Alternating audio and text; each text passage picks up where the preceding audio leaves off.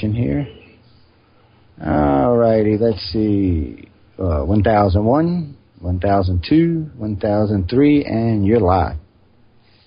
And welcome to the Mind Cemetery. This is where the paranoia about the paranormal comes to rest. As always, we will do our best every week to delve into the unexplained, weird, intriguing, and sometimes creepy topics you won't hear on your local news. I'm your host, Chip, and alongside me, as always, is my co-host, the lovely and charming Nicole. Say hello, Nicole. What's up, Sandy?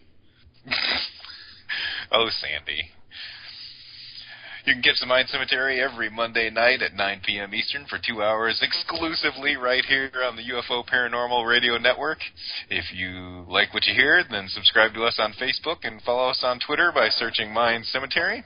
You can find us on iTunes by searching UFO Paranormal Radio Network. Listen to our archives on the UFO Paranormal Radio Network main page and go deeper into the archives by searching for the Mind Cemetery on blogtalkradio.com. You can find us online at mindcemetery.com. While on our site, you will find our show calendar to see who we'll have on as a guest in the near future. Check out the strange news feed. Peruse our extensive archive of past shows in our archive blogs. Track UFO activity via the Alien Stalker, Nicole's favorite. She'll tell you all about it.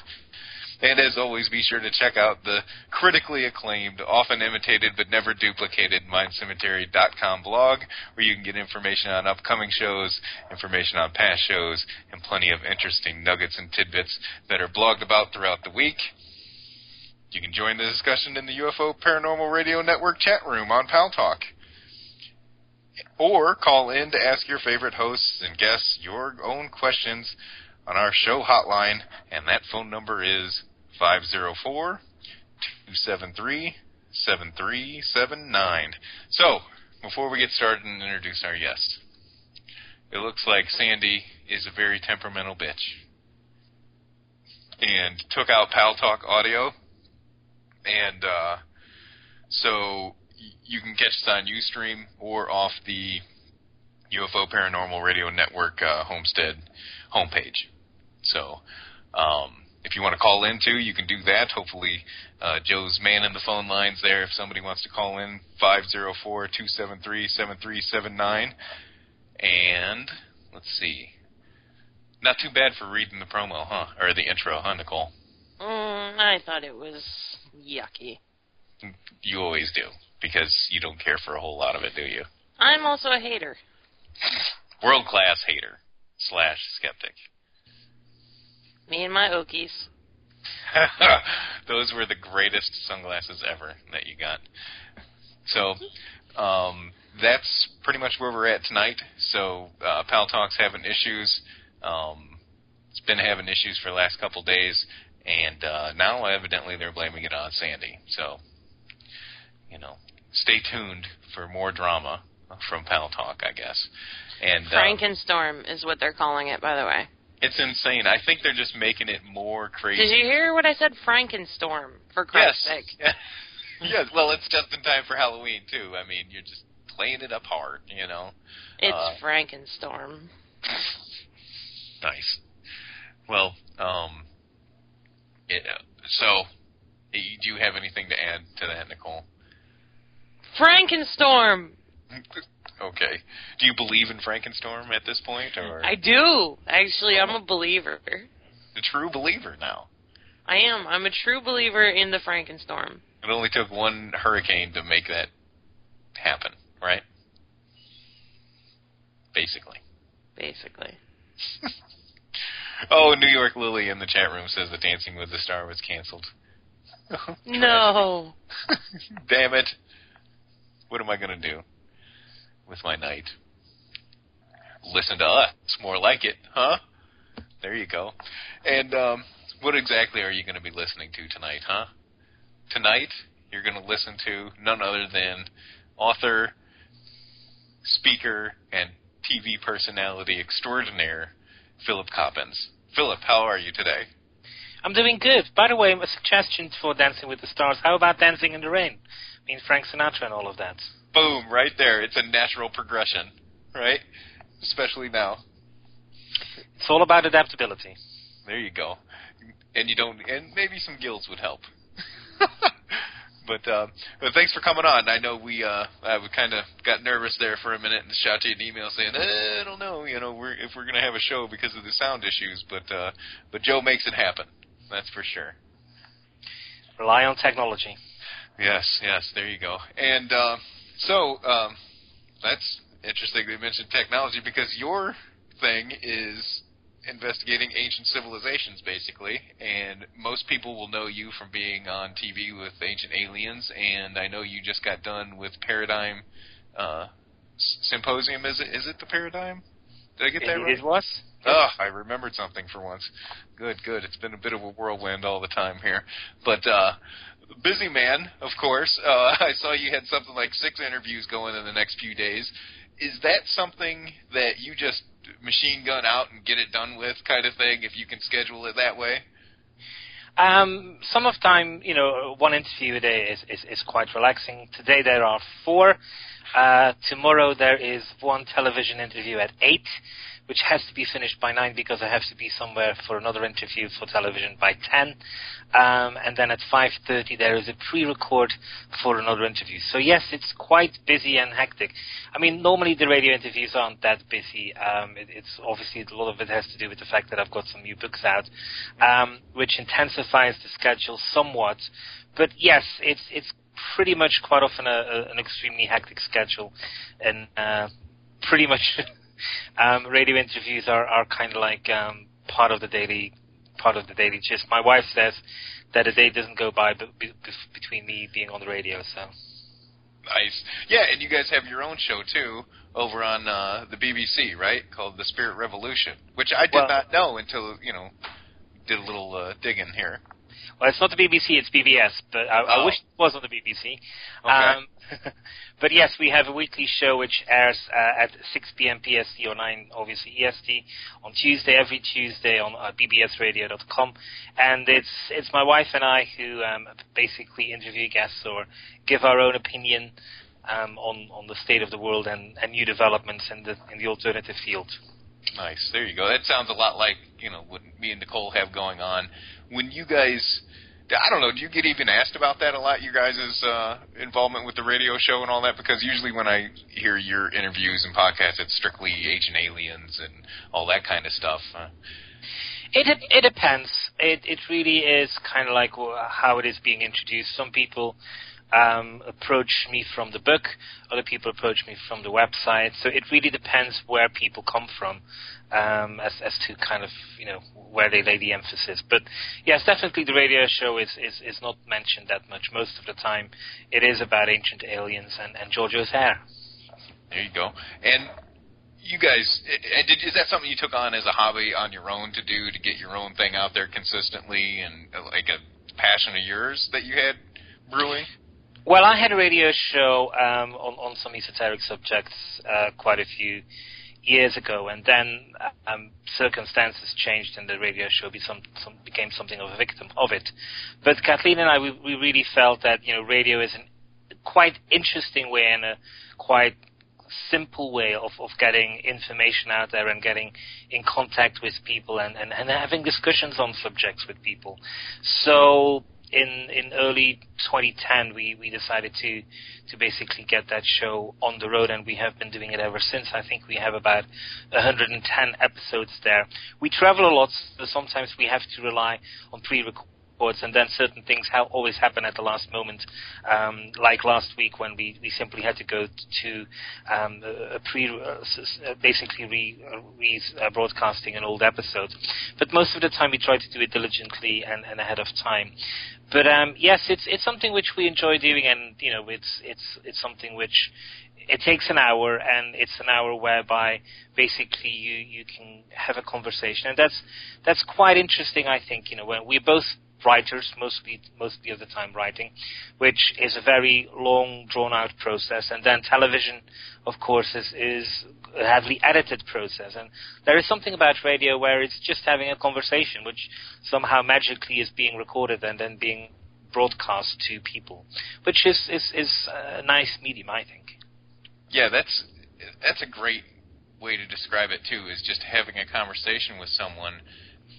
versus an interrogative question-answer session that I think a lot of shows get stuck in that kind of format, and that's something that Nicole and I have worked away from, and definitely I want to work away from more than anything.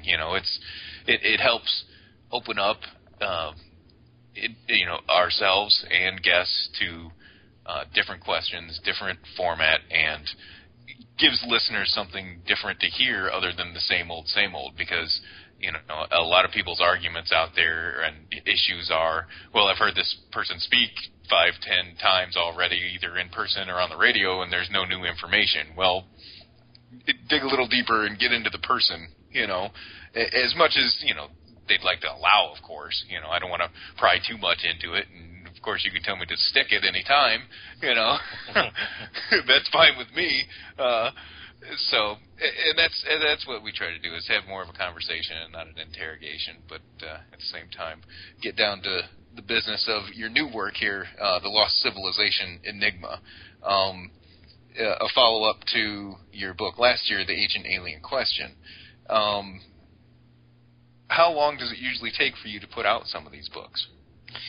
It depends. I mean, this is familiar territory. This is very much material which is like a synopsis. This is a book which, just sits in my head and only needs to be written out. So it takes roughly a month to get these kind of books out. But they are obviously, the accumulation of about 20 years of research. So take your pick. Did it take a month to write, or did it take 20 years to write?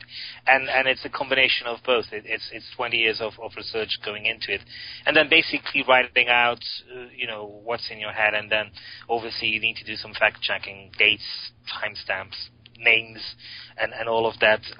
Quite often it is also collecting information of things I have written before. Certain things like the opening of Glozal, which is a very controversial archaeological find, is something which I feel, large sections of the American audience never have read or never have been confronted with. So I felt that even though I had written articles about that had to go in there, and the same to some of the other aspects. But overall, writing some of these books really, specifically The Ancient Alien Question and Lost Civilization Enigma, were to me compendiums to some extent, and really were based on material which was in my head, and merely which had to be formatted to be put out. The next ones I'm writing. The next one is actually the Atlas of Ancient Enigmas, which is a collection of articles which are on my website, which the publisher wants to have in book format and wants to have something like a guided visit to certain enigmatic places. That was even easier. But then the next one is actually, definitely something which is going to take longer in the writing.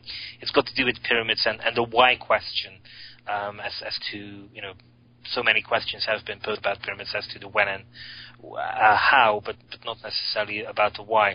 So that is definitely a book which is going to take far more time than that. But overall, I'm one of those people who feels that you should only start writing a book once you know what the book is going to look like. An awful lot of people seem to think that you start to write, you open up a laptop with a program and you kind of like start writing, and then things will magically follow. And that's truly not the case. I think that at best what you can hope for is that when you are writing, that what is happening is that what you see happening is that what you have as 80% actually becomes something like 20% improvement. But basically, it's definitely not the case that I think you should just start writing a book from scratch. I think you really need to have an idea formulated in your head before you do it, and then you will be able to get the book done quite quickly. Great stuff. So just to kind of start from the beginning, where do you think the earliest signs of civilization lie? Well, I think we can go back an awful long time. I point out in the book that even our non-direct ancestors an ancestor of us, Homo sapiens, 400,000 years ago, buried its dead in caves. We had displayed that there was burial. We displayed that seemingly they believed in an afterlife, that this life on planet Earth here was just part of a larger framework. And definitely when you start looking at our ancestors very early on, when we have been here 35,000 years ago, around 25,000 years ago, you clearly see that our ancestors are of the same persuasion. That's the moment in time when cave paintings like Lascaux are happening. And when you see those, and when you visit those, and even though Lascaux is not the original site is no longer visible, but they have reproduced it pretty much perfectly as Lascaux 2, which is open for human visitors. You basically see that 25,000 years ago, our ancestors were living in an extremely intricate, elaborate, beautiful society. And, they didn't have Wi-Fi, they didn't have Skype, they didn't have televisions. But the places they chose, like the Dordogne or southern France, are naturally beautiful. They were able to live off the land, they were able to live in a harmonious way, and, that was pretty much all they needed. And they clearly had civilization in the sense that they were able to do things like the Lascaux cave paintings and various other cave paintings, as well as various other expressions of art which are still on display in the Dordogne. That's funny that you bring up cave paintings, because we just got done watching Prometheus, actually, and that was pretty much the basis of how they started everything out there, is collecting of cave paintings on anything, or collecting cave paintings of star clusters. And have you seen the movie? I have, yes. Yes. Anything like that, even remotely true to that kind of aspect? Well, I mean, the notion that our ancestors were painting and depicting stars and constellations, the answer to that is yes. Even examples like Göbekli Tepe, the oldest temple, which has been identified a few years ago as 12,000 years ago, is now known to have stellar alignments to it. Stonehenge has them. Pretty much everything which we ever built from a religious perspective, including things like the Great Pyramid, Teotihuacan, mythology, even things like the saga of Homer have a stellar component to them. So astronomy and constellations are everywhere, and our ancestors have been putting it on display pretty much from day one. Now, obviously, the question is, what did they mean by it? In a large percentage of these cases, it is purely knowledge. It is the knowledge of the fact that there is such a thing as a zodiac, that there is such a thing as a shift of the precession, the precession of the equinoxes. In other cases, it has to do with identifying certain parts of the sky with very important events, with very important characters. The Mayans believed that just south of the constellation of Orion, just south of Orion's belt, the central portion of the constellation of Orion, is a place of creation. That this is somehow linked with magical birth and kind of like energy coming out of the underworld. All of those things are extremely interesting, I think, to continue to explore, and hopefully astronomy at some point is able to give us some answers and some insights as to what is really happening there. But really, it's I think very interesting that indeed our ancestors were very much intrigued about the stars and very much looking towards the skies, and to a large extent seem to have approached the sky for a multitude of reasons. One of them, astronomical knowledge. One of them, because they identified certain things in the sky as important places linked with us. I also think that when you start looking at everything, that our ancestors always also seem to understand that we were part of a larger whole, that the solar system was part of a larger whole.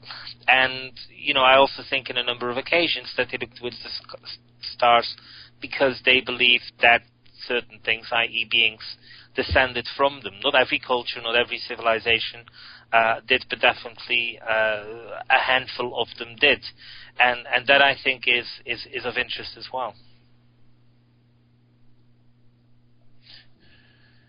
Yeah, that is interesting how they've taken and painted a lot of what they've seen and have had a more developed brain than a lot of people give the ancient man credit for. I know I've discussed that with other guests in the past, modern man versus ancient man, and how we sit and consider ourselves more evolved and intelligent because, well, of course we have a screen and a computer and we've got cars and lattes in the morning. Of course we're much better than they could have possibly have ever been. So, a lot of people don't seem to think there's a lot to learn from them, but the proof is in the pudding on the wall, so to speak, with a lot of their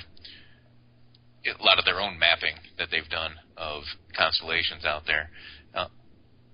When you wrote about Atlantis, which I think is funny because we just got done doing a promo with Atlantis, and Nicole's the skeptic here of the whole situation, the non-believer. I've been on investigations with her, paranormal ones, where things have moved in rooms, and she's flat out denied it. So that's how committed to the denying we are of activity for her, just to kind of preface that, and I'm sure she'll jump in and scold me for doing that. But when you write about Atlantis, what do you feel is the best evidence for the existence of it, and even its location, if you want to go that far? Absolutely. I mean, the story of Atlantis is written by Plato. He writes it in a book about history, and he says it is a historical event.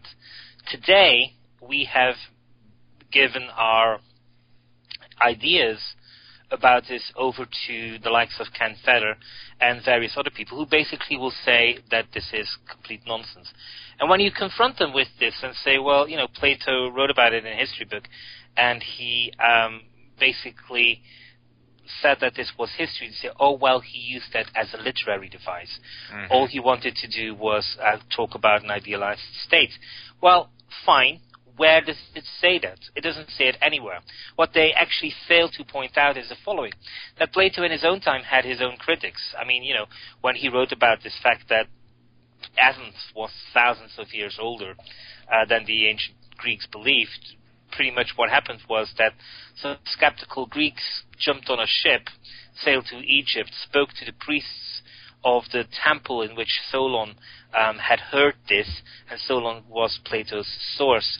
The priests reported that indeed this is what they had told to Solon. They pointed out the column upon which this was written. They headed back to Greece and confirmed that Plato's account of this lost civilization of Atlantis was indeed true, that the ancient Egyptians indeed had these stories. So by default, what we have to accept is that our ancestors believed in the existence of a lost continent called Atlantis. As such, we also need to accept that they believed that this was somewhere in the Atlantic Ocean. And interestingly enough, when you start looking at it in detail, you're finding that, that basically when the description goes, it is that Atlantis sank roughly 10,000 years ago, that it sat somewhere in the Atlantic, and that beyond that was a real continent, which today we know as America. And 10,000 years ago is also the end of the last ice age. We know that vast sections of North Europe, specifically Britain, were covered under an ice sheet which was 2 miles high. We know that this began to melt around that moment in time, which resulted in a rising of the sea levels. So for a civilization or something in the Atlantic Ocean to exist 10,000 years ago, to be exposed to be above sea level, is something which is definitely possible. And for that to be swallowed up quickly by floodwater is also something which is straightforward. All the other conclusions about Atlantis also fit within a general framework, in the sense, for example, that we hear about how Atlantis was linked with Kronos, the Egyptian deity equivalent of the Greek god Kronos is a deity called Seb, S-E-B. He is identified in the Egyptian chronology as a deity who once ruled upon Earth. He is one of the gods who reigned upon Earth in Manetho's king list in the Palermo Papyrus. Information which basically says that gods have been reigning over a civilization from roughly 25,000 years ago onwards, and that this went from a deities ruling directly over the civilization to followers of Horus, i.e. people who followed some kind of demigods, and then dynastic Egypt, which began in roughly 3000 BC. Now, when you look at what Plato has written about this lost civilization of Atlantis, and when you look at the archaeological evidence for this same period in time, this is a study which a doctor has done, Dr. Mary Sattergast, and she called her book Plato Prehistorian, and in it she basically says that what Plato wrote about Atlantis and what archaeologists have been able to discover precisely in the places where Plato said the civilizations existed, because obviously Atlantis wasn't just confined to this island in the Atlantic, but also had a presence in continental Europe. She concludes, Dr. Mary Sattergast concludes, that Plato's descriptions and the archaeological discoveries which we have made in recent decades and centuries overlap, that they are identical, that there is no anomaly, that there is no problem marrying those two together. So that is quite substantial evidence to suggest that something is going on. And in the book, I go beyond that. In the book, I give some more examples which are maybe too long-winded and too detailed to go into. But basically, you know, we're in a situation whereby we see that it is logical, that it is absolutely possible that something existed in the Atlantic Ocean, specifically a location in the Atlantic Ocean would have been exposed to would have risen above the sea level 10,000 years ago. We know that it fits within what we know about the end of the last ice age, and we have archaeological evidence which says that what Plato was describing, for example, in France, that this is matching with what archaeologists are discovering. So, this notion that Atlantis is completely fabricated and an idealized state might be something which lives very much at the heart of so many academics, but it is really a position which is now completely unsupported. It is up to them, I feel, at this moment in time, to really start to present evidence that Plato was writing about an idealized state. And guess what? There is no such evidence. Plato never said he was doing that. Plato always said it was history. And even the skeptics in his own time came away from Egypt with the confirmation that the story of Atlantis, the way it was given to Plato by Solon, was indeed the way it was reported by Plato. So at the very least, we need to go to a situation whereby we're accepting that our ancestors believed in the existence of Atlantis. That is a first and a necessary step. I think actually the evidence is so strong that we should go a step further and actually accept that it is possible that there was a civilization in the Atlantic Ocean, and that we should actually go and identify and send boats, submarines out to these sites, and they are currently under about 200 yards of water. This is not something which is beyond the possibility of our technology to go and explore. That's a good point that you bring up right there, because that's something a lot of laypersons out there will say, well, it's probably too deep, it's near, the Marianas Trench and, Continental Divide, not Continental Divide, but the seafloor there, and, we can't get that deep, and you can. And my question to you is, do you feel that since it is attainable, that it's already been discovered at some level, somewhere, someone, some agency has already seen these things and may be actively suppressing it along with most other things that they want to keep under wraps? I think if some government organization had sent something out, then it was probably because individual members of that organization had an interest in this. This is something which Nick Redfern, in a recent book, Pyramids and the Pentagons, is pretty much discovering as well. It'll go something. If it happened, it would have gone something like this. And if it is going to happen, maybe as a result of this radio show or somebody reading my book, it is probably going to happen as such, which is that a submarine or some piece of technology needs to be tested, that they are going to say, okay, this is a test run, that somebody says, like, maybe we should do, this kind of location, which might be the location, which, might be that of Atlantis, that therefore, some kind of technology is let loose on that and might provide us with some results. It is on par with what seems to have been happening in the past several decades, in which basically people who were interested in whether or not the structure of Mount Ararat might have been the Ark of Noah, who basically let things like the CIA, the NSA, and various other aerial reconnaissance organizations loose on saying, try to map this, let's try to analyze this, obviously this technology was developed by the military to find nuclear submarines and to find nuclear test sites and all of that stuff. But it can be used on a test basis by people who are interested in this kind of thing to be let loose on other aspects. And if that were already have been the case with Atlantis, I'm pretty sure that it would have happened in this scenario of one person in the government interested in exploring this and basically being able to tell government agencies that this would be an interesting test case. I'm sorry, I'm getting a little bit of echo right now in my microphone and headset. But what I was going to mention was, let's get through it here real quick. I noticed that you've mentioned the constellation of Orion a lot and its relation to positions on Earth with Stonehenge, Giza, and there's 2 T names there that I'm having difficulty with in your book that I'm hoping you can help me out. Teotihuacan and Tiahuanaco. Rolls right off the tongue. How long did it take you to get that down pat? Oh, it gets faster about a minute. 6, 7 interviews into it, you got it, right? Mm-hmm. There you go. Fantastic.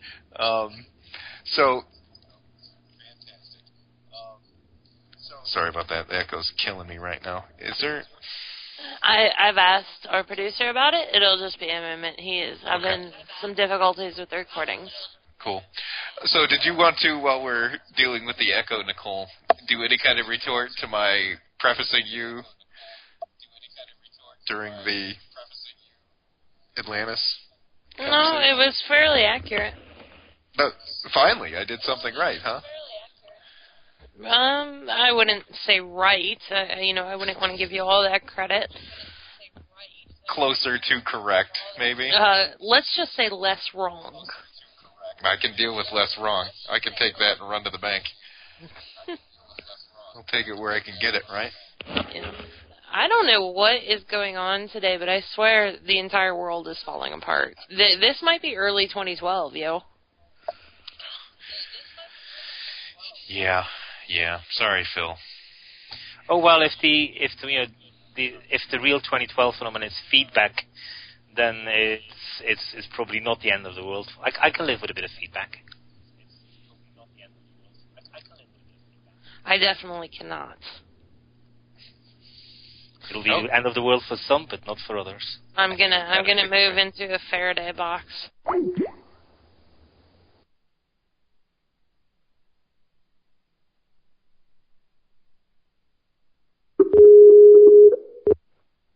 Hello?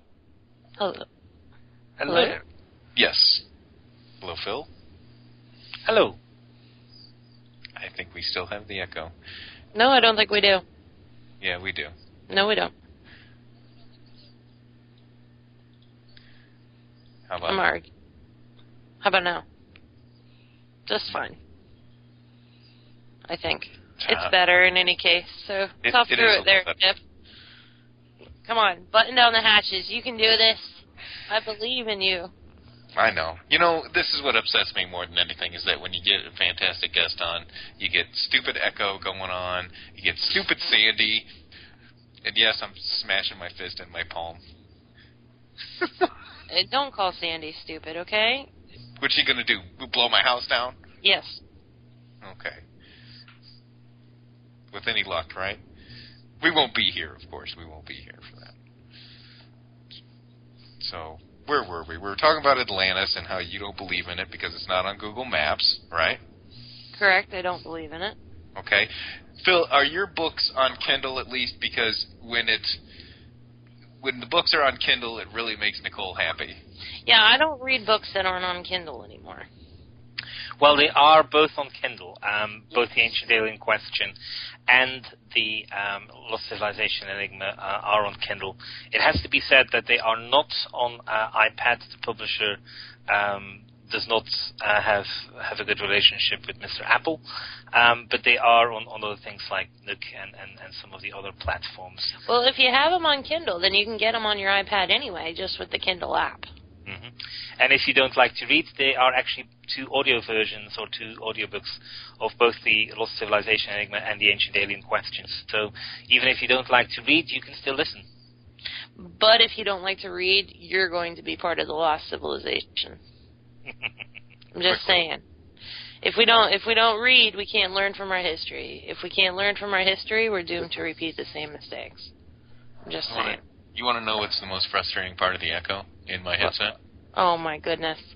On this echo more, nobody even hears it except you anymore. Yeah, because it was me! I don't think it was you. It was me. I had stupid Ustream up the whole time, moron.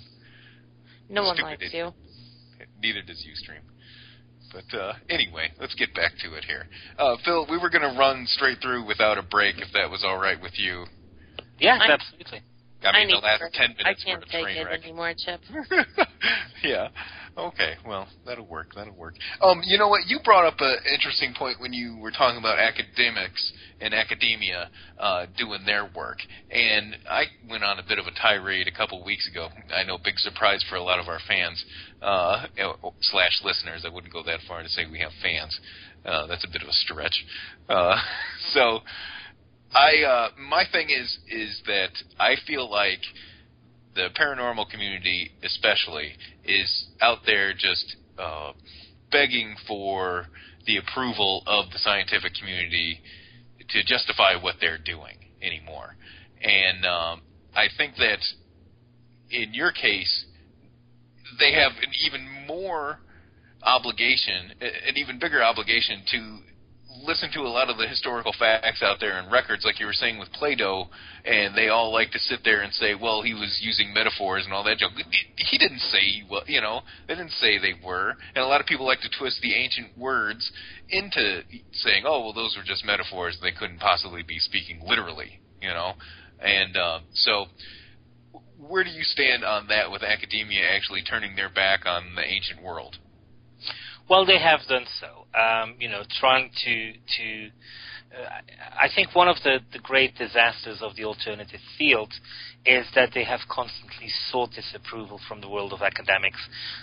They have tried to some extent, sometimes format the way they approach things to be in the good books of science. I think, MUFON is definitely one such organization who basically, try to approach an anomalous subject like UFOs and try to, I think, play too much into the cards of academics in the sense that, from an academic perspective, they will never take this UFO subject seriously. They will only be willing to interested as a social study as to how millions of people might be deluded by this, but that is it. Science has basically said that they're not interested in such things as exploring the mind, as whether or not there is life before death. They feel that it is completely the bailiwick of religion. They have washed their hands clean of it. They treat history with utter disdain for our ancestors. They are, when it comes to historians, lazy. When it comes to such things as medicine, the likes of Chandra Wickramasinghe are actually pointing out that viruses might come from outer space. He has quite substantial evidence and indications that this is the case. Chandra Wickramasinghe is a leading astrobiologist, and several other astrobiologists at NASA are following suit. They are identifying this to be the case, and they are seeing how some illnesses spread, specifically, for example, in wintertime when there was no possibility for some of these viruses to come through animal or human means to outposts of Greenland, for example, but that somehow the virus came there, suggesting that it had to spread from above. And for that to happen, we really are in a situation whereby what is happening is that we see here that all of this is basically excluding people from seeing certain things, that what is going on is that scientists are refusing to look at certain material. And that is sad, because when it comes to viruses, we're talking about human lives here. We're talking about people who are unable to maybe get treatment for a life illness, for influenza, who might die. For all we know, thousands of people have already died. And the reason why it's so important is because science is trying to find out problem as to how to cure things like the flu. And if you have a bad definition of what the flu is, if you don't realize what the monster we're dealing with is all about, then maybe you cannot get it. For example, if it's if viruses would come from outer space, then it might be that they are able to procreate in a completely anaerobic environment. That might be extremely important. That might be something which holds a key. It might be something completely different when it comes to interstellar conditions as to when it comes to the flu virus. But all of these things are being excluded on principle. We tend to sometimes scoff at the idea that our ancestors are stupid, that our ancestors believed that 6,000 years ago they believed that the world was created. But science hasn't changed that much. We believe that civilization began 6,000 years ago, and to a large extent, this idea about creationist science, actually it is a problem which science has created itself, because it is a standoff between two pretty much slightly different interpretations of the same coin. If you pretend that there is no civilization, no true civilization before 6000 BC, then you are leading people down the street of saying, well, maybe it's because we didn't exist. If you instead put up a really strong alternative case that we have been flourishing for hundreds of thousands of years, that is a completely different perspective to go against. But no, what we see is that traditional scientists basically want us to be poor primitive savages, all up until the moment in time of 6,000 years ago. And so we are giving, scientists are giving some of these people ammunition. And, I don't think science is going to change much unless it is really going to come from the people, if really it is going to be a democratic movement which is going to hold science accountable. And I think what is going to happen in 10 to 15 years from now, once we are out of this financial mess, is that science is going to be in for a tough ride. I would definitely want to see at some point in the future that people say, science, we do want you to address the thing whether or not life exists after death, whether something survives. You washing your hands of it and basically saying, oh, that's the Belico of religion, is the greatest cop-out there is. I mean, again, how do they get this free card? It is like, it's almost kind of like saying, imagine, okay, the World Series have just finished, but give whoever the Giants, one game up, and there would be national protest, and the Giants might say, well, we think we deserve it. We were entitled to this.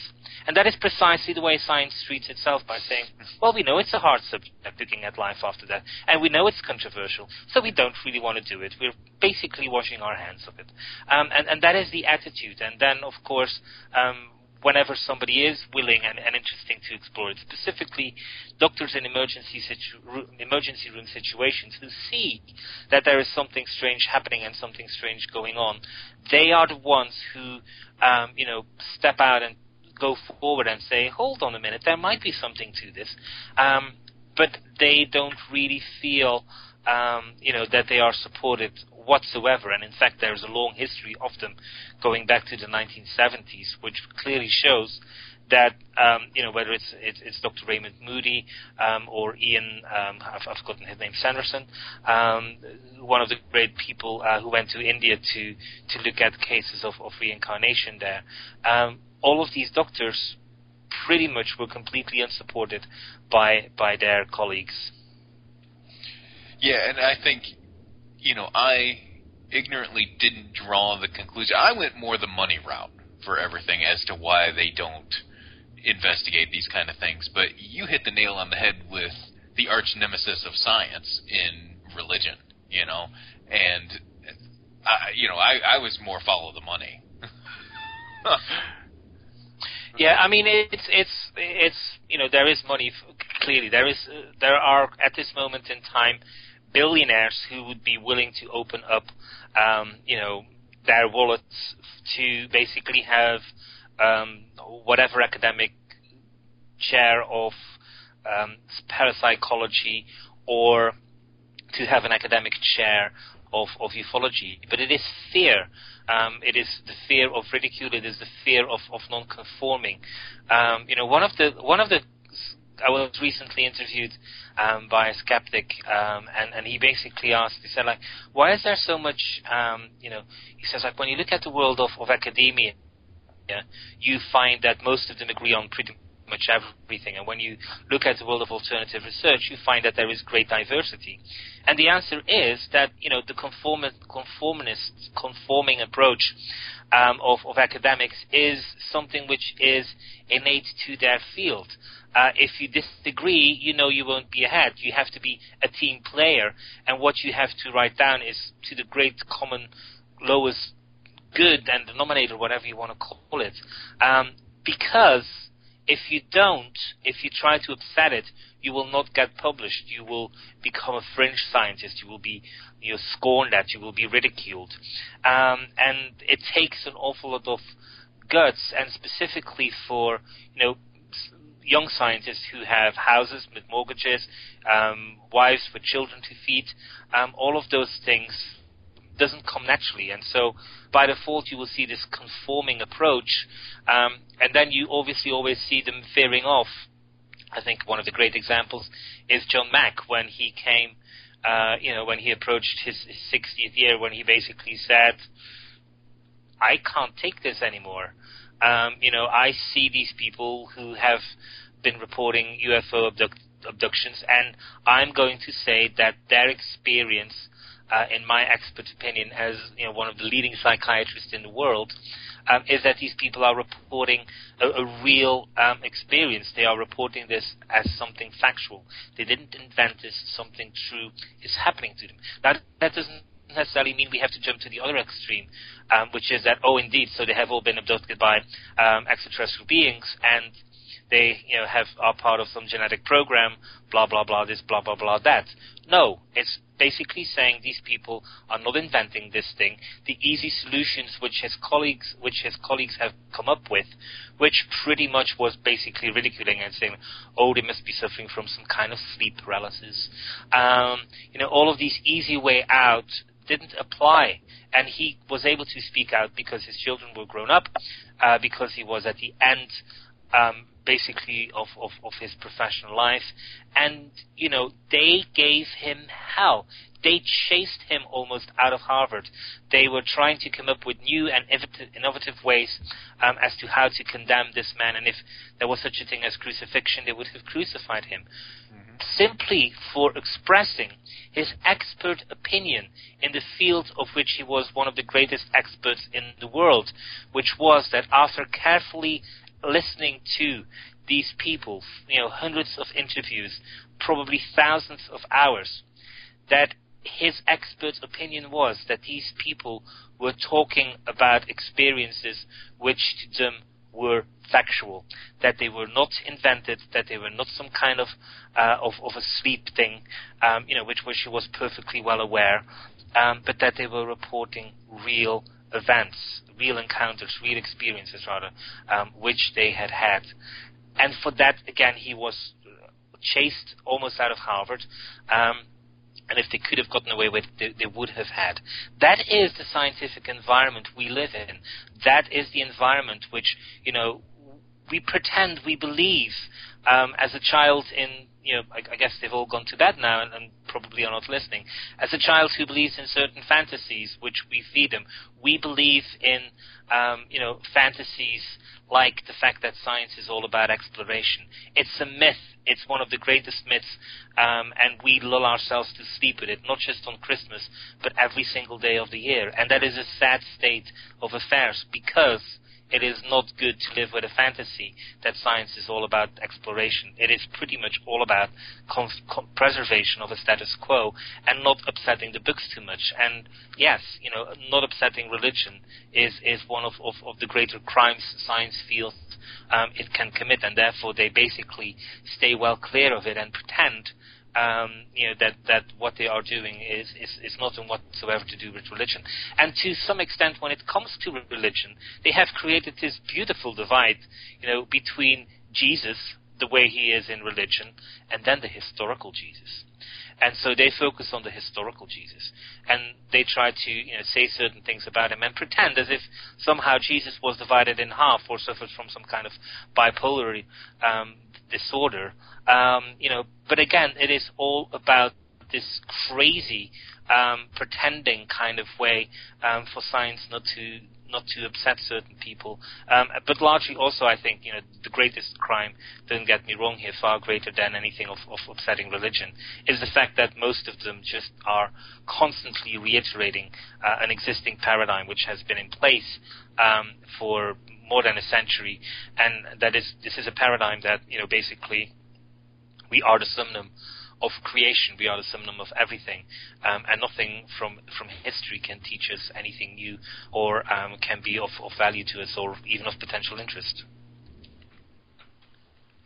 Yes, and yes, Bill. That's a great explanation as to. And I'm sorry that I know I've got friends in the area that are paranormal researchers and that are into this, applying the scientific method to everything.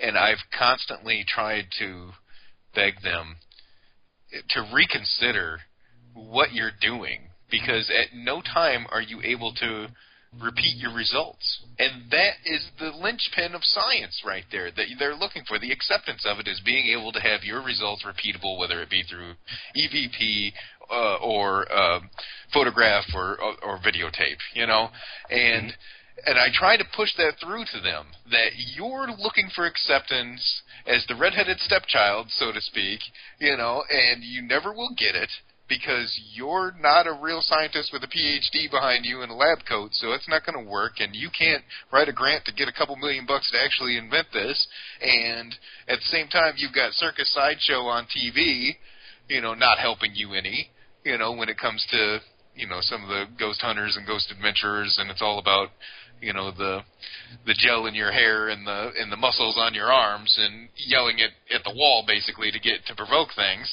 And you're not going to get it. Stop looking for it. Go out on your own and do your own thing, and piss on the rest. The rest will come.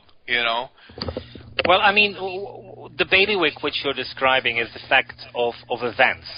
A ghost is not some kind of chemical formula which you can repeat, and it's on par with going to Jason Bolt and saying, how fast can you run? I believe it's something like 9.37 or something thereabouts.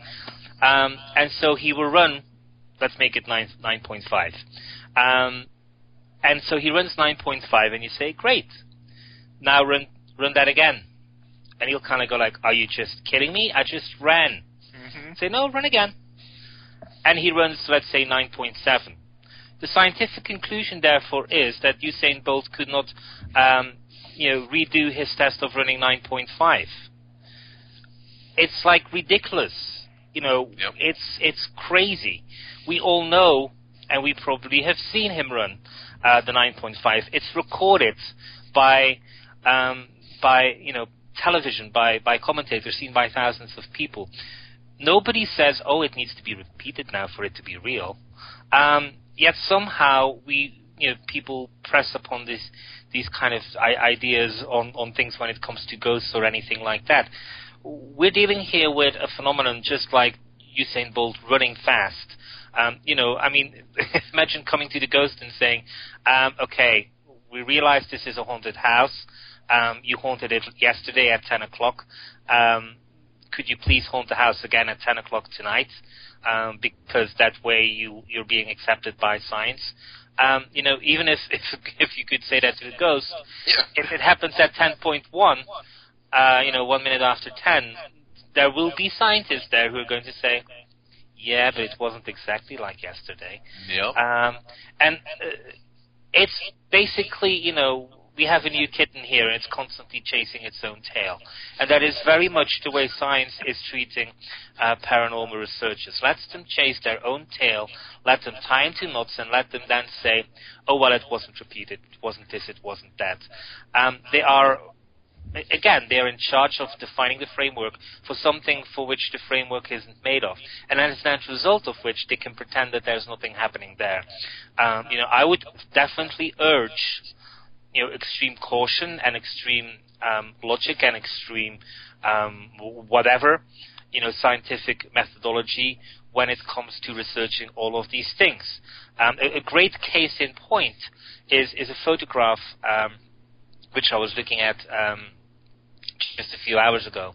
And it's a photograph of Chichen Itza with the energy beam. And the question there is this real, or is this some kind of, it was taken with an iPhone, is this something of an iPhone glitch? And it was subjected to photographic analysis. And basically the guy said, well, for this to work perfectly, the camera, the man would have had to have held his camera, and remember this is an iPhone, absolutely perfectly horizontal. Any other way would have meant that he would have filmed an accurate phenomenon, but because it is basically perfectly vertical the way it appears on the photograph, and we can pretty much exclude the fact that he held it perfectly, and when I say perfectly, I mean perfectly horizontal. We have to assume that this is an iPhone glitch. That is proper, proper analysis of this photograph. The fact that nobody else saw it, that he himself didn't even see this, that the only evidence we saw of this light beam above El Castillo in Chichen Itza, that it only appears on one photograph, that nobody else saw it, nobody else photographed it, that the analysis of the individual photographs suggests this is indeed an iPhone glitch, suggests this is indeed an iPhone glitch. But imagine, if it turned out that the analysis came back and it said, okay, yes, well, it could be that it was real. We excluded it might be an iPhone glitch, but it's not necessarily the case.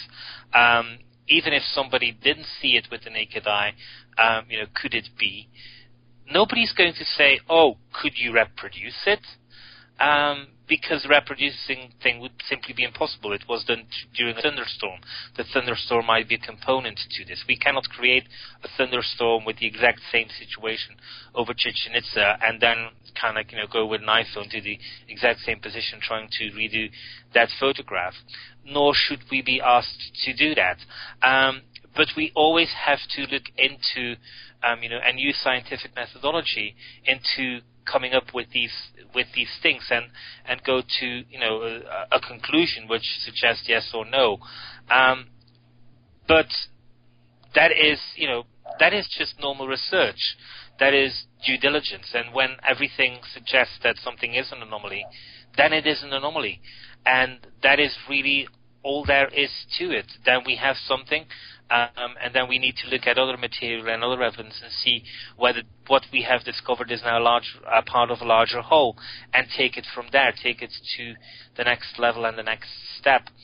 But, simply playing by the games of, oh, it has to be reproduced is something which, really only works in lab environments. And when it does work, guess what happens next?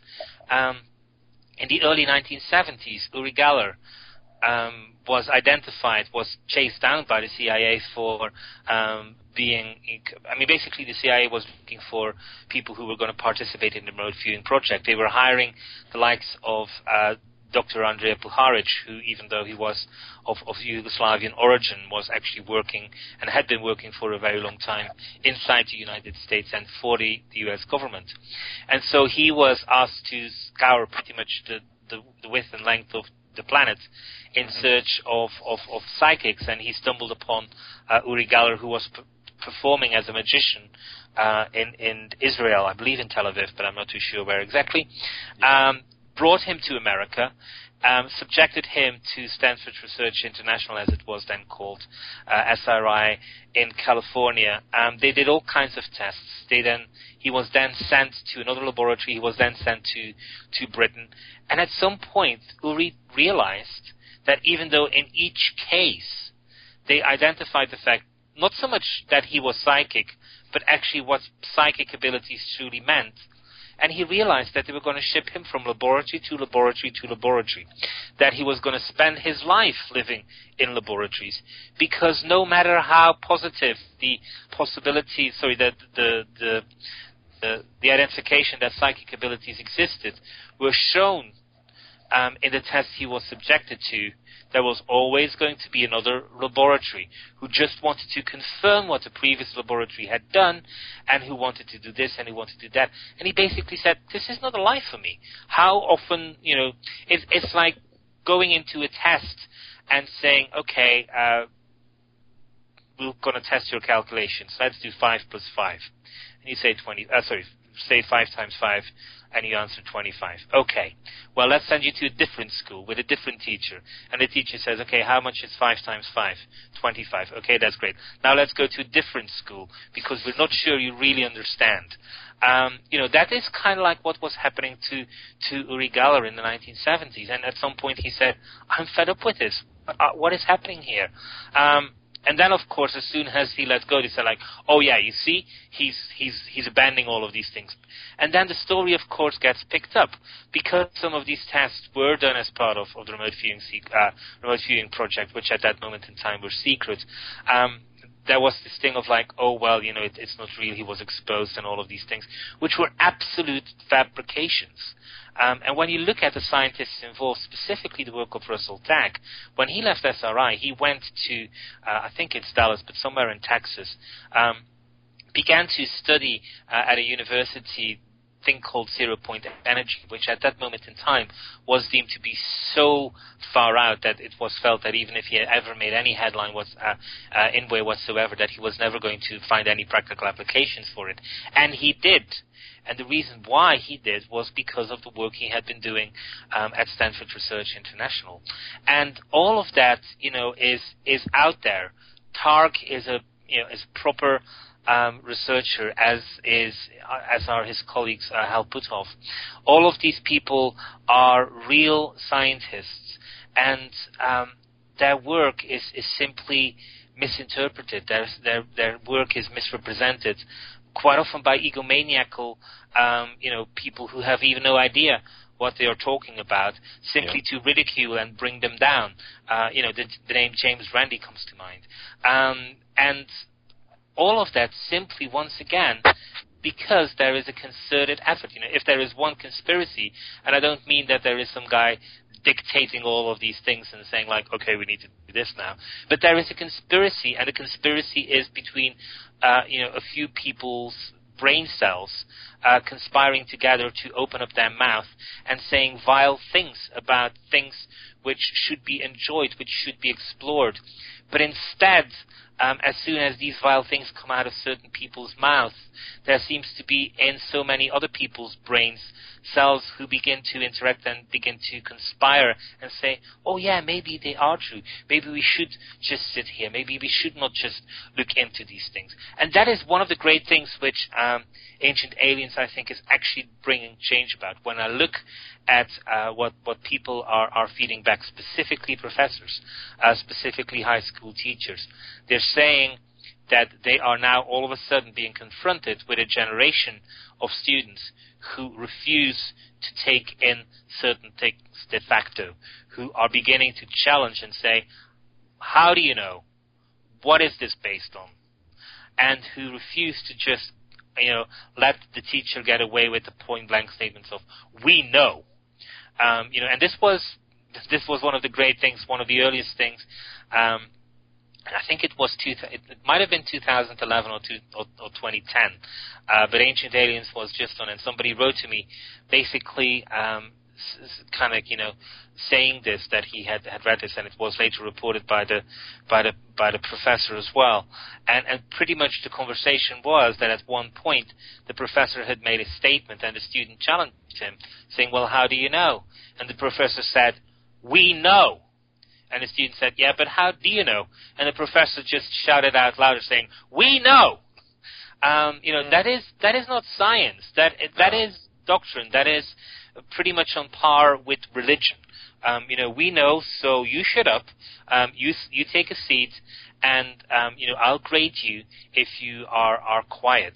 That is very much an attitude of the way these things work, and I'm very glad to see that we're beginning to live in an environment where students are beginning to, no longer accept this, and also teachers who are actually enjoying this. Teachers who are enjoying the fact that their students are asking questions, and in a number of occasions the teachers can go along with it, or in a number of occasions they too have to refresh some of the material, but are happy about it. And I'm pretty sure that there are still people who say, like, we know, you shut up. But at least there's a change. And it's very good to see that this change is happening, and I'm very happy to be part of a phenomenon whereby people are beginning to question and push for evidence when it comes to important things.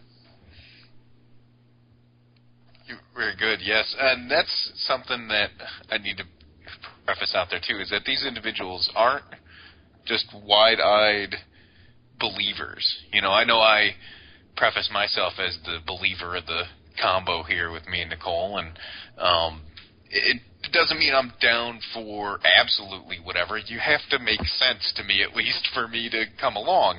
There's certain people I won't have on this show and I won't talk about or deal with, and I believe that's the best way to go about it. When you run into some grade A BSers out there, just let them be, and then when it gets really bad and they want to thump their chest, then go ahead and hit them over the head if you want every once in a while. There's some out there that I could think of, and I'd like to tie one in with the conversation about pyramids later on down the road here in a few minutes. But these people are, smart people, and they're skeptical believers, who try to use the tools that science has given them. Now I see them out there using, the EMF meters, the thermometers, the things like that, and I'm the type of person that when I go to investigation, just give me a audio recorder and that's all I need, because it seems like, on the internet when it comes to video or photography, it's all going to be shot down, like you said. Someone's going to say, 1 second too fast, too late, 5 minutes later. It'll get, criticized and ridiculed, so don't even bother with it. You can post those things and take it with a grain of salt and just wait for that troll to come along and say, oh, well, I could have photoshopped that. Well, great. Next. And you just summed it up in about 2 seconds. Thanks, for doing us all that favor. But you mentioned something way earlier, too, about science's explanation on stuff when it comes to sleep paralysis. Now, you don't know jack about me or my experiences and stories, and this sleep paralysis is like the linchpin of Nicole's skepticism on my experiences. So it's good to hear that there's people out there that aren't going to just take a plain Jane answer like that of sleep paralysis and move on when it comes to certain experiences that people have out there, and I think it's good to hear out of someone that doesn't know my own boring stories, because it's like I could go into them and it takes literally 10 minutes and that's it, which drives me to my point of when I was back in high school and dealing with academia. I had an English composition class and I did pretty good at it, but I just don't like to write anymore. It just is tedious to me, It seemed like I got to fill in a lot of spaces to do the papers, in college and things like that. It really upset me to have minimum paper lengths, just because Joe Blow can't explain it in 2-3. I got to sit here and write 8 to 10. You know, so. But I understand you got to have standards like that, and I'm sure Nicole's probably rolling her eyes up there at me right now for bucking that kind of thing. But I remember my main paper there, term paper, was kind of, it was an English comp class, kind of prep you for college and all that kind of stuff. I did it on Planet X, Nibiru, the Anunnaki, and all that. And this was like back in 95, and I also threw in a little Roswell in there.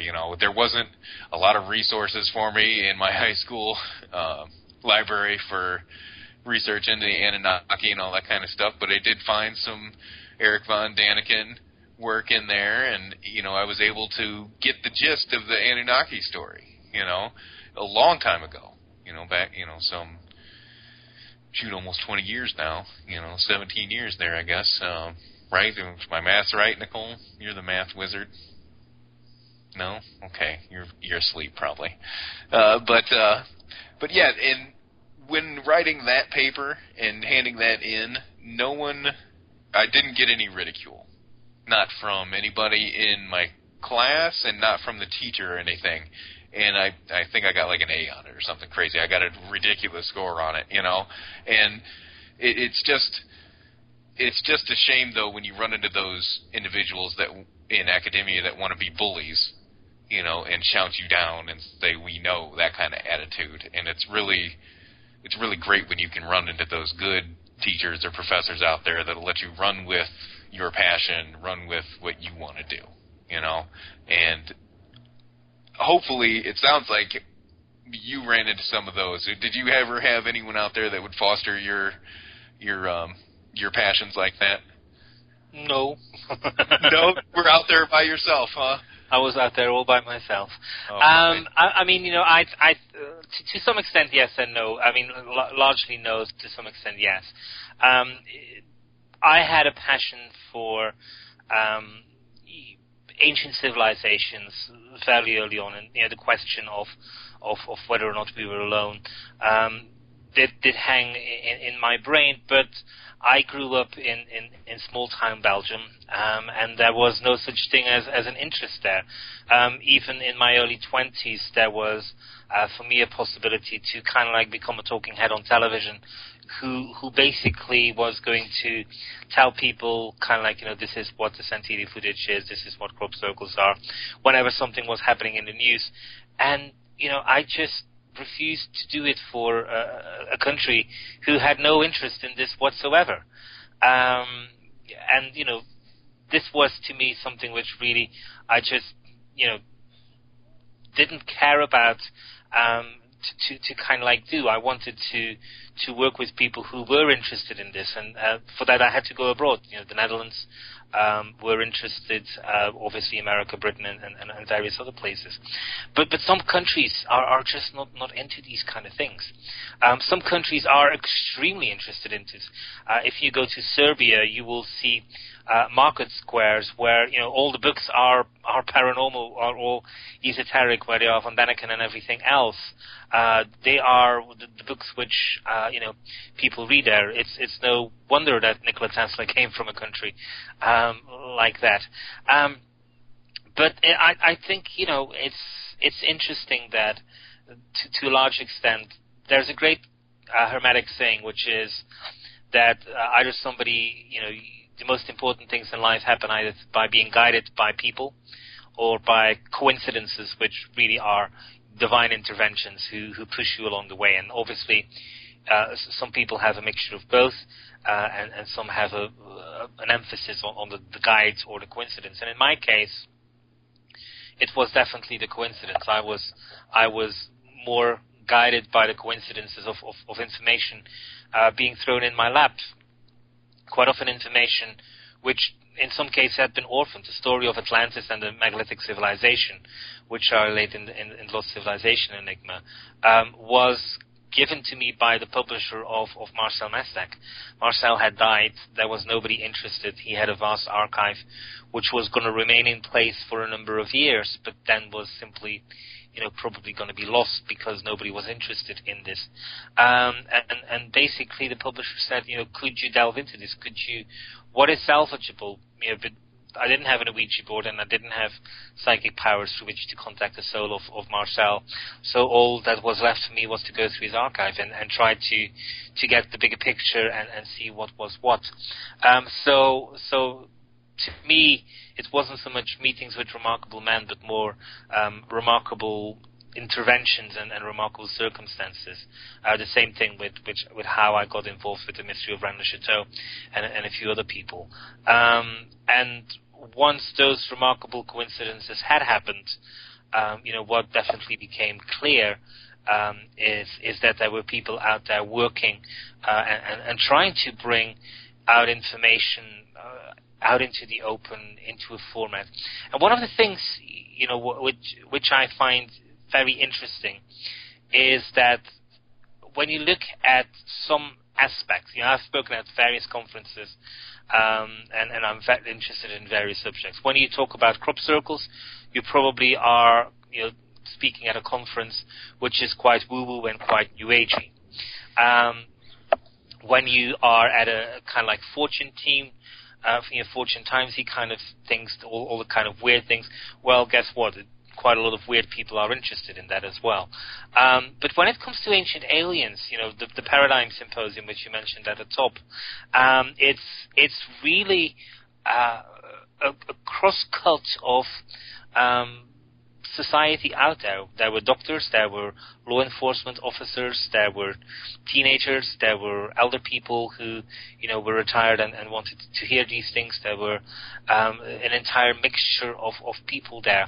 And it is because I think the way that show is brought is for a large audience. It is for, the mainstream. And one of the great things which I think is happening is that as a result of which people can say or can talk about it. They have an introduction to talk about these things, which is not always the case in some other settings. My wife, Kathleen McGowan, writes about controversial things to do with Christianity. We organize tours to some of these sites, specifically in southern France, and we quite often have people there who say, like, wow, I'm surrounded for the next week with people where I can just talk about these things, where I can express my feelings and my research into this and that, and I can experience these things in conversations. And back home, I can't. People are unwilling to discuss topics to do with Christianity, are refusing to do these things because of quite often social factors, quite often personal factors, and that is sad. The fact that we live in an age where people cannot speak about certain things openly within their direct environment for fear of ridicule or fear of sometimes worse things of losing social acceptance, losing part of their social life. That is sad. But in the case of Ancient Aliens, that definitely is not in effect, and I think that's one of the better aspects of the show, one of the better important messages of the show.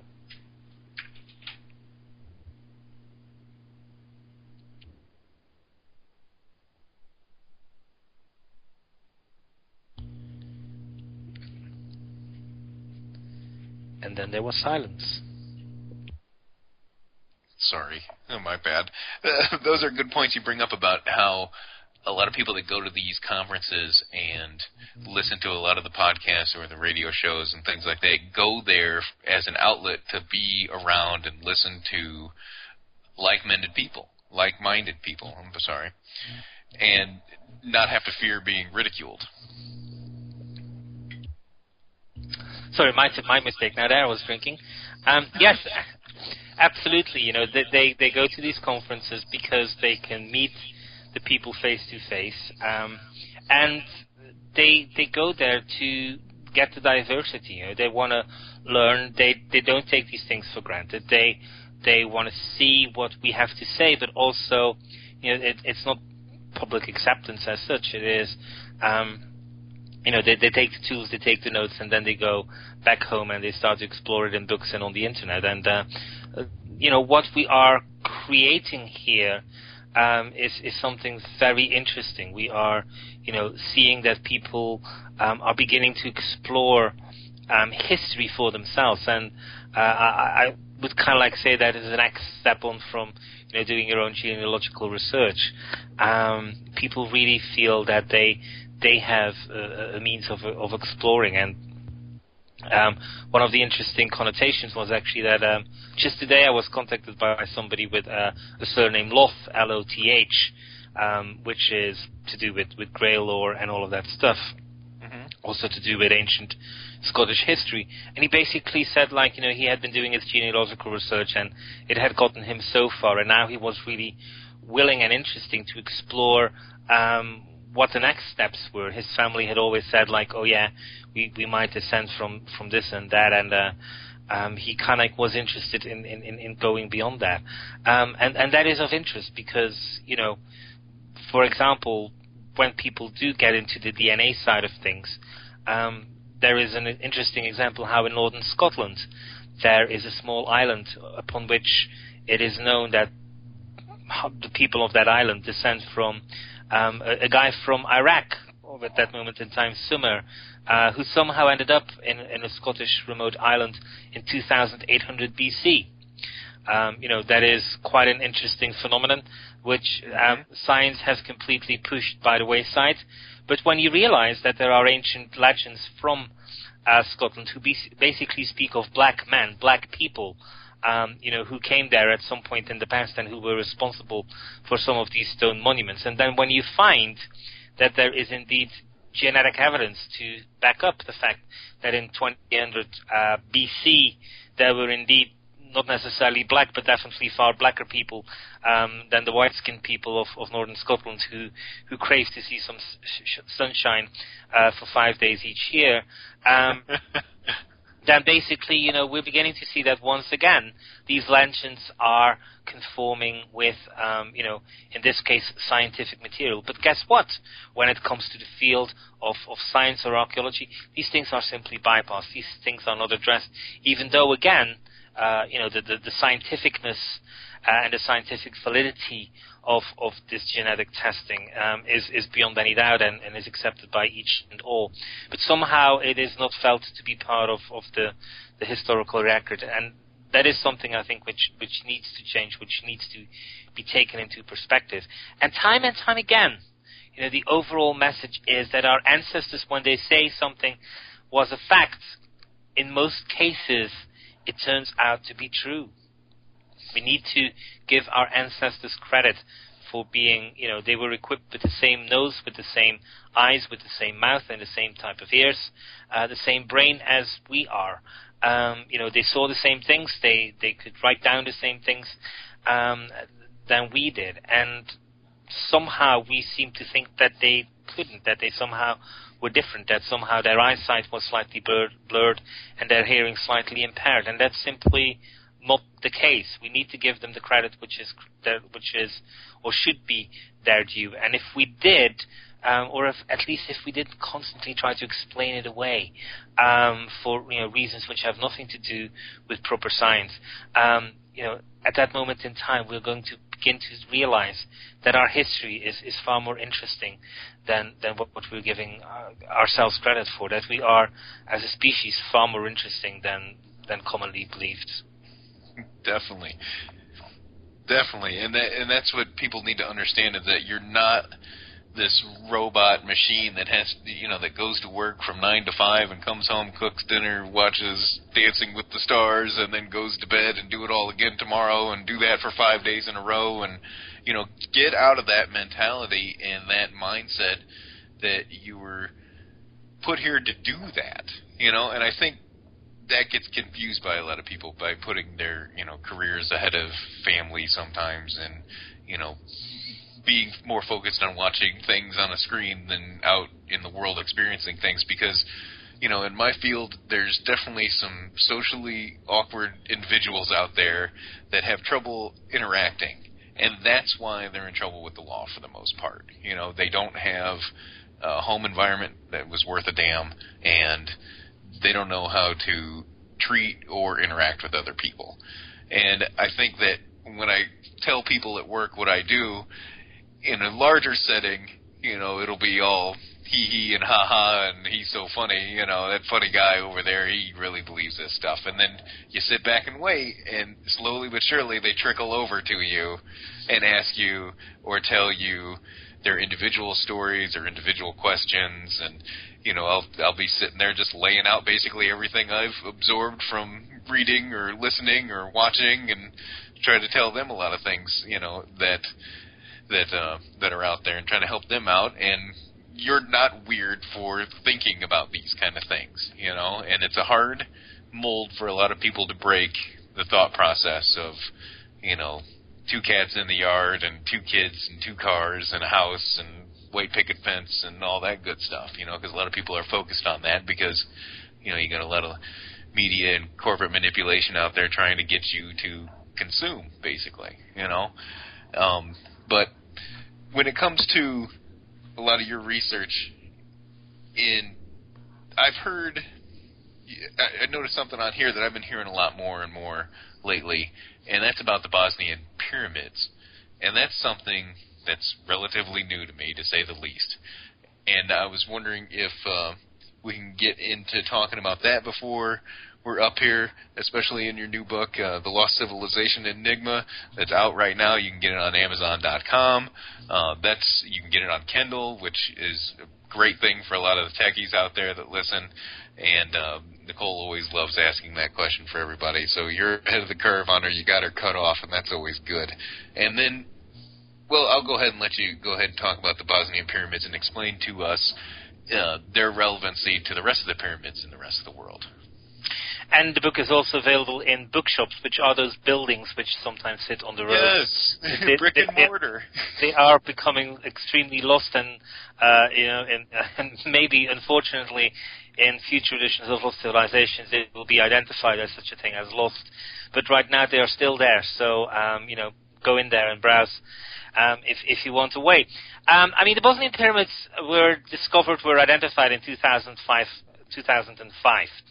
Basically, Samos Manigic is a man with 3 PhDs, 2 in business, 1 in archaeology, and he basically looked at, in history, he basically was interested in mind studies, which was his main focus. He had left Bosnia, he was working in Houston, and he never had lost contact with Bosnia. He made sure that all of his books were always available in Bosnian, and he had published a book about the Mayans, and he basically had just translated that into Bosnian. He was in Bosnia promoting the book in Sarajevo, and somebody came up to him and said, if you have time tomorrow, I want you to show you something. I think it is a pyramid, and I think it sits just outside of Visoko. Visoko is a relatively small town, about 20 minutes away from the Bosnian capital of Sarajevo. And Sam went there, he looked at it and realized that this had all the features of a potential pyramid. It had alignment to the cardinal points, all those kind of things. He basically paid for an initial geophysical survey, some ground samples. They basically said he should probably go ahead and apply for an archaeological permit, which he did. In 2006, excavations began. They featured on clearing some of the surface of what is now known as the Pyramid of the Sun, which is pretty much the largest on this planet. And what he found was that about 1.5 yards underneath the topsoil of the pyramid was a layer of what appears to be cement, but isn't. It's a geopolymer, which is basically a kind of man-made type of rock. That only was identified as in 2009. But he clearly saw that wherever he scraped off the top layer, that there was a coating under there. And so he was pretty confident that something was of interest here, and that this coating was artificial. For example, in the 1940s or 50s, trees had been planted on sections of this pyramid, which at that moment in time was believed to be a natural hill.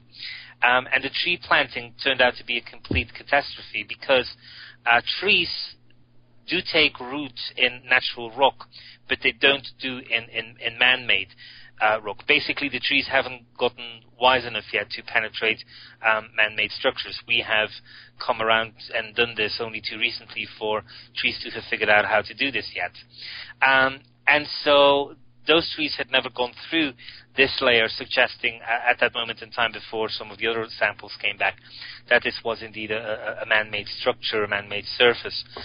He also began to dig in the tunnels. He hasn't stopped digging in those tunnels, and has been identifying a various network, as he calls it, a labyrinth of tunnels, which are making their way into the direction of the Pyramid of the Sun.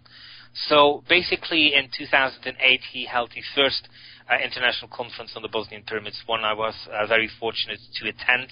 At that moment in time, the likes of geologist Dr. Ali Barakat, who had been sent to Bosnia on a recommendation of Dr. Zahi, who was the great, and great to some extent with ironic quote-unquote marks, the great Zahi was, basically sent him. Dr. Ali Barakat, geologist, said, this is a man-made structure.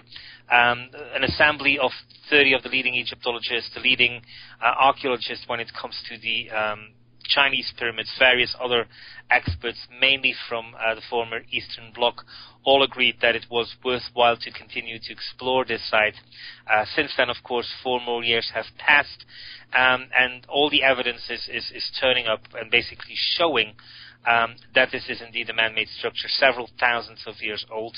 The largest pyramid on the planet, part of a complex of pyramids sitting inside a valley in Visoko, which actually is also one of the first valleys where it is known that mankind had civilization. Maria Gimbutas was a professor who identified this civilization as Old Europe, simply because it was located in Europe and it was very old. So a very apt description of the civilization there. But there is definitely a divide, and in the book, The Lost Civilization Enigma, I focus on the fact how controversially, politically, this site has become. Largely, there are 2 camps: Western science, Western archaeology, led by Anthony Harding, who at that time was the president of the European Association of Archaeologists, who basically said that if ever an archaeologist who belonged to his organization was found working at that site, i.e. in Bosnia, he would make sure that that person never, ever worked anywhere else again in Europe, which basically meant that, there was, for a very long period of time, no European archaeologists who were willing to risk their career in working on that site. Now, Harding has since disappeared from that position, and I'm very pleased to say that for the last 2 years, and potentially for next year, there is now a Doctor of Archaeology, Dr. Ricardo Brett, in charge of the archaeological excavations there. But the ridiculing continues, and it is from, depicting Dr. Samuel Menegic in ridiculous kind of fashion wear on billboards, to online forums pretending that Dr. Ricardo Brett is not an archaeologist, and then, when he submits the information that he is one, and basically highlights where these quite stupid people who are out to create controversy, can verify where he has his degrees. They kind of like in minute little footnotey kind of things say like, oh yeah, well he was an archaeologist after all. But they leave the initial thing, saying he wasn't an archaeologist up there. It really shows you, the Bosnian pyramids, more than anything whatsoever currently going on in the world, shows you how crap archaeology has become, how crap the way this discipline is treating the exploration of our past. And that is extremely sad, extremely worrisome, and extremely, in my opinion, bad. There is, a new page written here for the way civilization developed. There is nothing controversial as such about it. Everything, there are not even aliens involved. It only is about the discovery of a very large pyramid structure, which our ancestors could have built with relatively great ease, which was clearly a great accomplishment for them. But that is it. There is, other than that, nothing controversial about it. But it is once again the fact that, we so steadfastly refuse to listen to anything which is new, and we pretend that we can, all explain it away.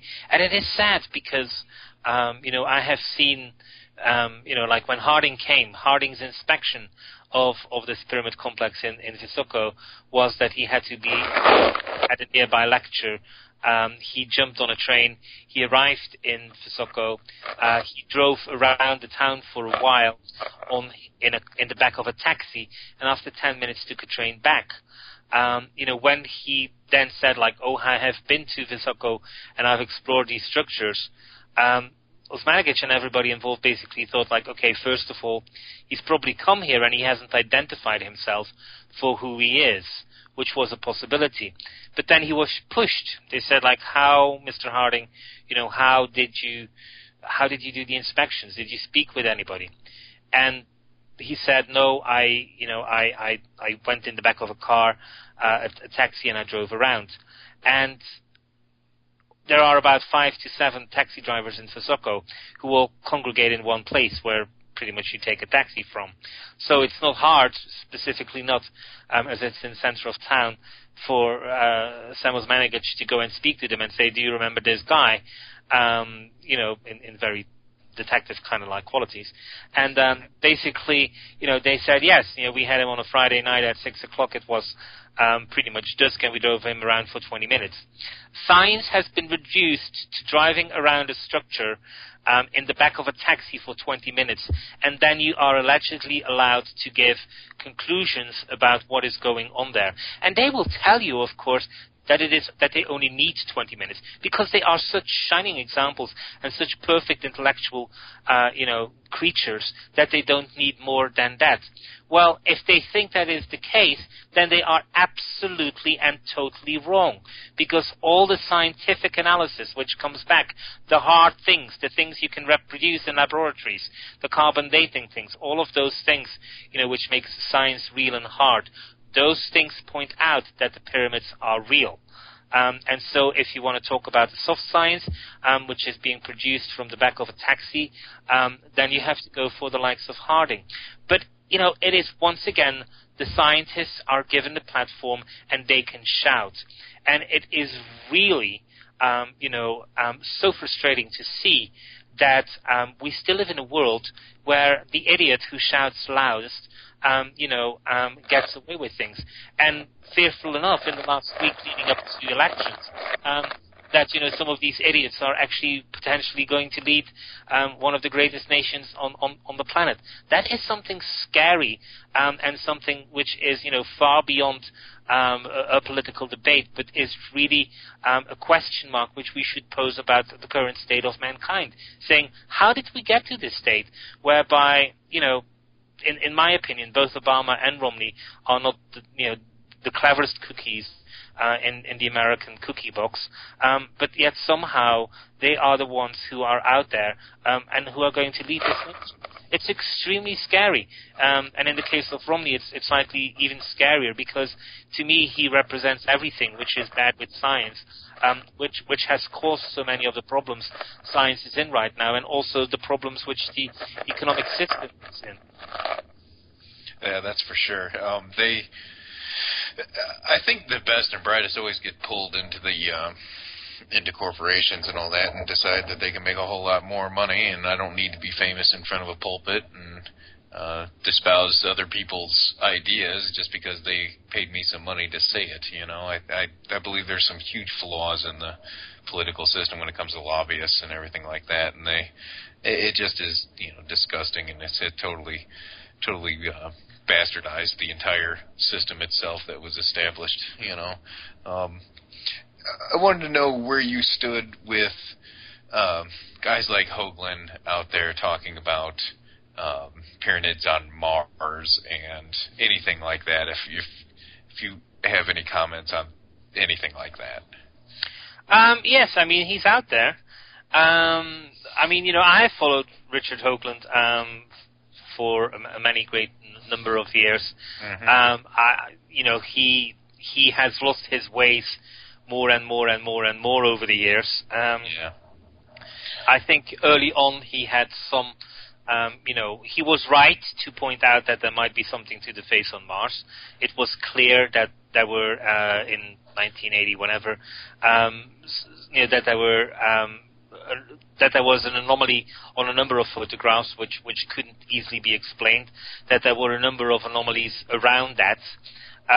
When we went back in the 90s at some point, it was clear, with better cameras, that this was indeed not what it was meant to be. But even by then, his theories had far superseded anything. Things like, this wasn't something which he created, but he was definitely instrumental in promoting it. The DMP pyramid, wasn't a pyramid. It was something which was a blotch on the surface, which was made by the two initial people, if I'm not mistaken, the Pietri and Molinar, or whatever their names were, into the DNM pyramid. It's sad. They go beyond and beyond and beyond. Now, I will say this, 1%, 2%, 3% of what they're talking about is of great interest, but 97% of it is completely wasted right now. And he continues to go ever wider, ever greater, expounding things. And I get that. I get that. But I'm not following him. And that's my thing. I kind of became disenchanted, along the same lines when it was he was talking up Comet Elenin about being an artificial craft, and I heard him do a interview with Jim Mars, and I thought, okay, here's two folks, and I was kind of starting to lean away from him to begin with, and then when he spoke about it being an artificial craft with triangulated shields and being piloted by a breakaway Third Reich society coming back to usher in some shenanigans, basically. At that point, I was like, oh, what? So got a chance to get through on Coast to Coast with him, and I was the last caller, damn near 5 in the morning, East Coast here, and I confronted him about it, and he vehemently denied every bit of it, and I was glad I got to at least get in the fact that the interview's out there for anyone who would like to listen on their own, and of course I said the magic word Nazi, and, well, I never said Nazi. Well, I know what you mean when you say breakaway Third Reich society, okay?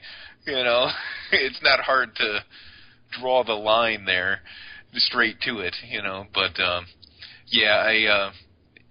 but I also understand, like you said, I get it, I get what you're doing, and he's a very charismatic entertainer, and he's got a lot of fans out there that'll defend him to the end, and, that's fine as well. Good luck with that, Richard. I'm just waiting for his next little thing to come out there. But like I said, there's individuals I won't have on the show for certain, for reasons here and there, and that's one who probably wouldn't want to come on anyway, and that's fine with me. But go ahead and tell us where everybody can find you online, on your website, Facebook, where they can buy your books, and where you might be speaking at next.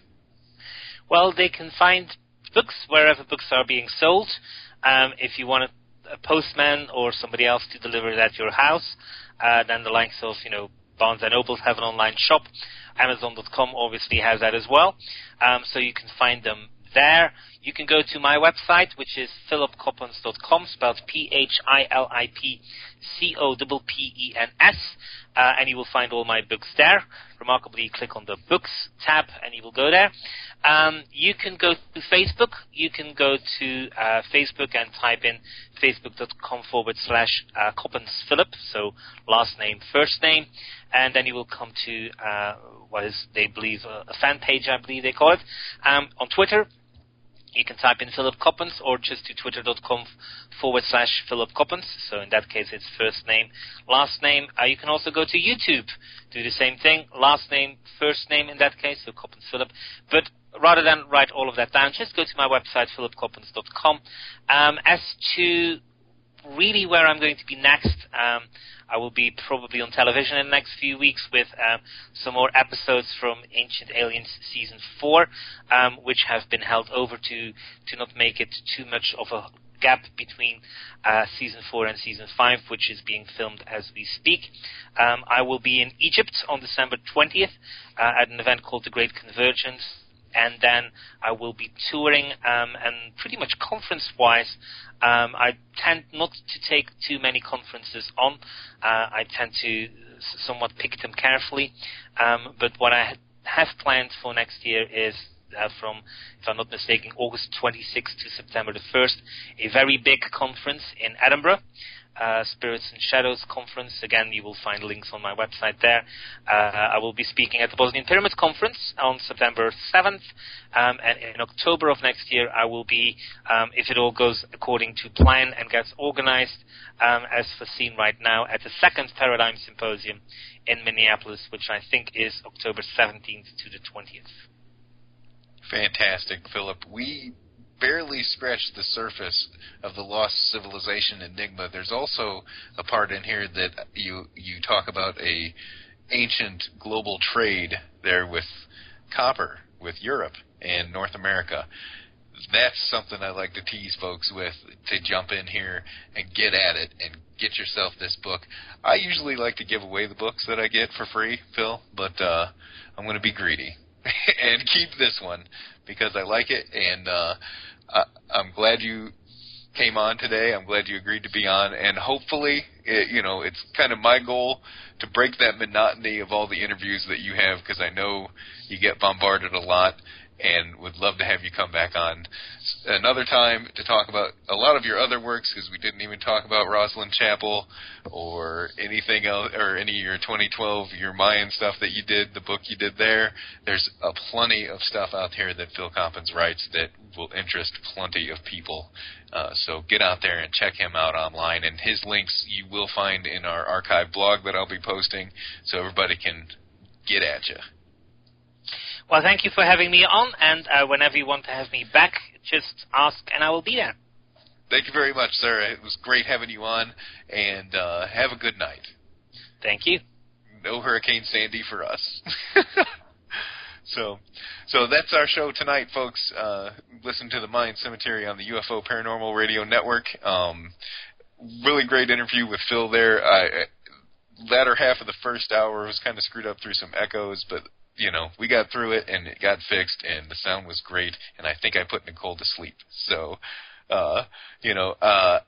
this is someone that I wanted to have on for a very long time, and this is the first in a long series here to end up the year. There was a lot of talk of a lot of 2012 hysteria and stuff like that, but it hasn't been cranked up as much as I thought it would, and I'm glad, because a lot of the fearmongers out there have gone away for cooler heads. Maybe not my head being so cool, because I do love a rant, and I guess a few of you like to listen to those rants, so that's always a good thing. But check out Phil, and next week we will have Nick Redfern. He was just on with George Knapp on Coast to Coast last night, Sunday night. If you're listening, I think it's the 28th. I don't know, something along those lines. Whenever you're listening to this, that would be October 28th, 2012, on the Sunday edition of Coast to Coast. I got to catch him last night late. So, without further ado, thank you for listening tonight, and thanks to Joe Montaldo for putting this network together and doing the hard work day after day, and bringing great original shows to you with great guests, to the greatest listeners and fans out there. Oh, you see how I just kissed your butt right there on the way out. And that's all, folks. Have a good night.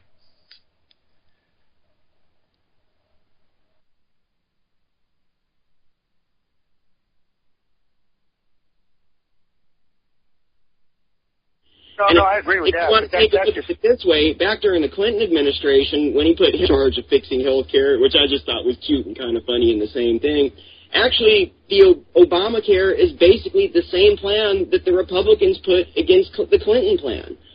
I mean, things just come around that way. It's not quite the same. I read up on it. It ain't quite the same. They swap back and forth, and they keep all the miniatures. That's what's going on right now with this black and white and Hispanic thing. Do we think? Who is this? This is Marcus. Marcus, where are you writing in from? Los Angeles. Hey, Marcus. What? Or they would buy, bodies of criminals and things like that.